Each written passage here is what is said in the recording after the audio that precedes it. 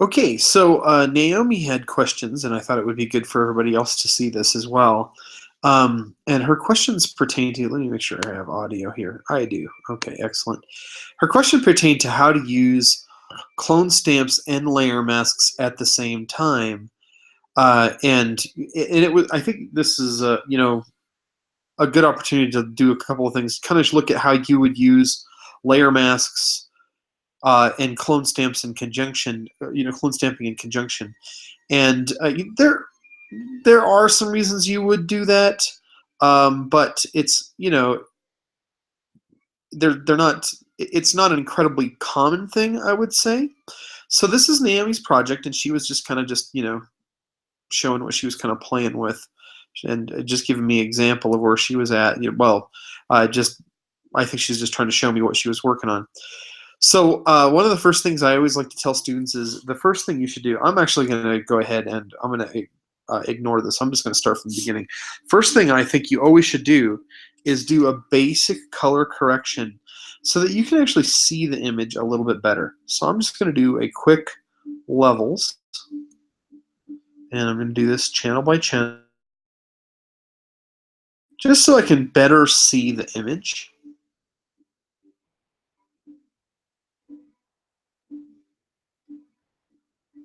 So just using a basic levels adjustment here. And I'm just going to kind of play with it to try to get the color a little bit more where I'd like it. That mid-tone, that blue is pretty strong. This green is also, well, maybe it's not the green, maybe it's actually the magenta.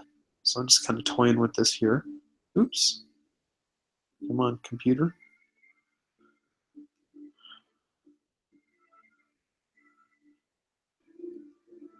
And then just generally, it just feels a little dark. And then I probably want to play with the contrast a little bit as well.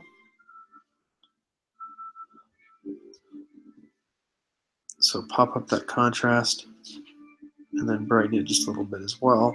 And this is probably a case where you can see here, now that I've done that, this looks a little bit hot back here, but we're still very dark in the foreground, okay? So let's look at, I want to show like two things to try to give an example of, how we might use layer masks and clone stamp in conjunction. Okay, now, and they're not really in conjunction. I mean, there's a couple of different ways you can do this. So I would say, the first thing I would do here is probably try to address these yellow spots. And there's a couple of different ways we could do that. And I am just hitting this raw. I haven't actually even tried to mess with anything on this yet. So I would say maybe try to do something like do a quick mask. I'm going to soften the edge of that brush and just kind of go through and just try to make just do a basic cover up on these areas where we have the yellow. And this is the same quick mask technique I've used earlier in the semester. Remember when we did the whites of the eyes and the teeth? And I'm just kind of going through and, going to just kind of try to just make mask that would just affect those yellow areas.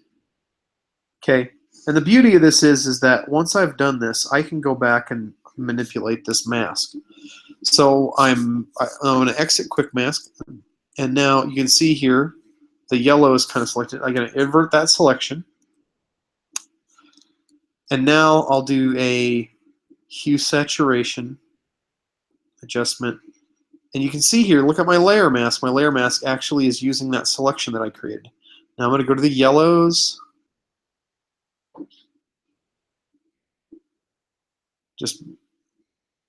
And that's actually working pretty darn well. I'm pretty pleased with that. Still a little bit off in some cases, but that helps. So the reason why I'm showing you this is because this is an example of how we can easily and quickly use some localized color adjustments to kind of help things out. Now, the beauty of this is like, let's say I missed some area here, and I did. I'm not going to go through and try to clean everything up.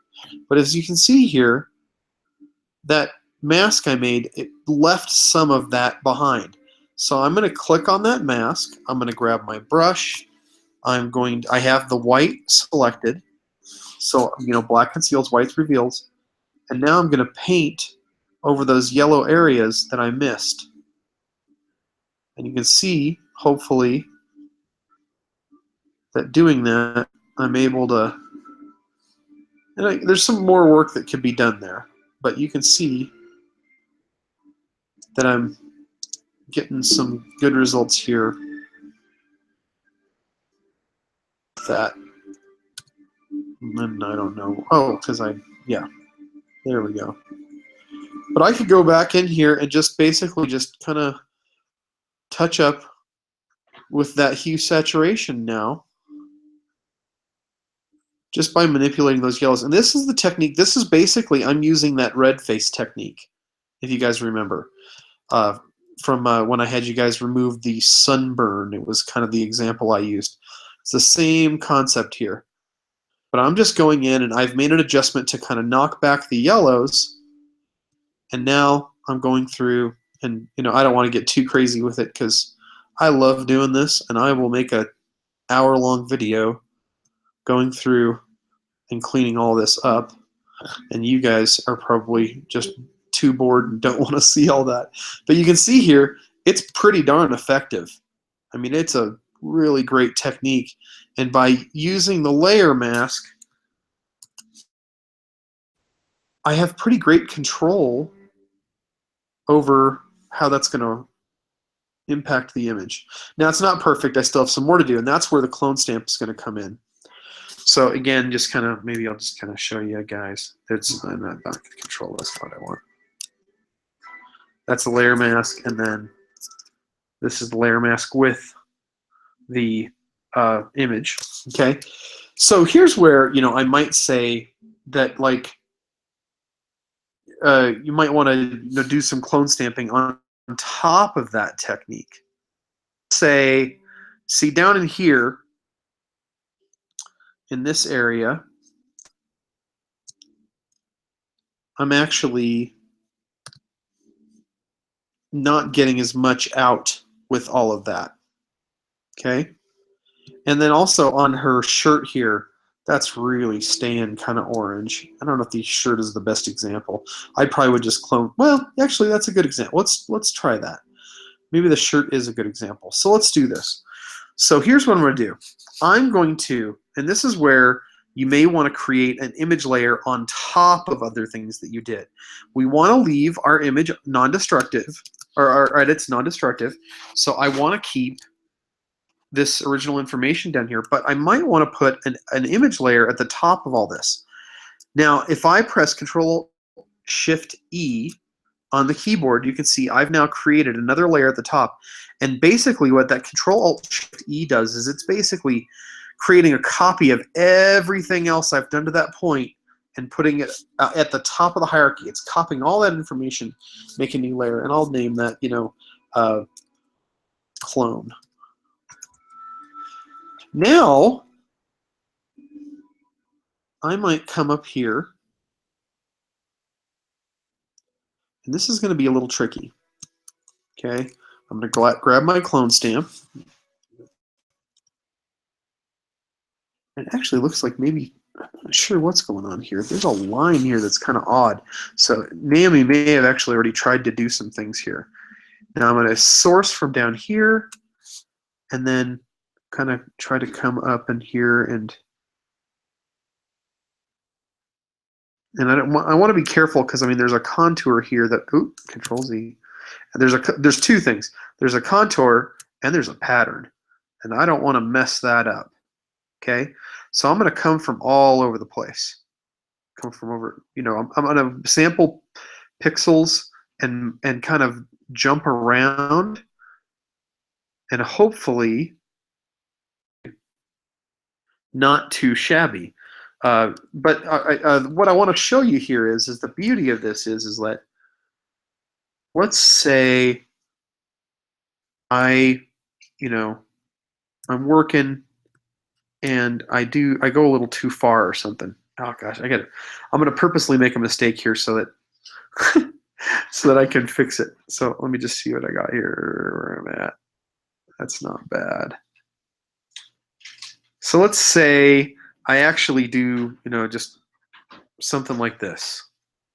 Okay. And then for whatever reason, I don't realize I've done it. I don't undo.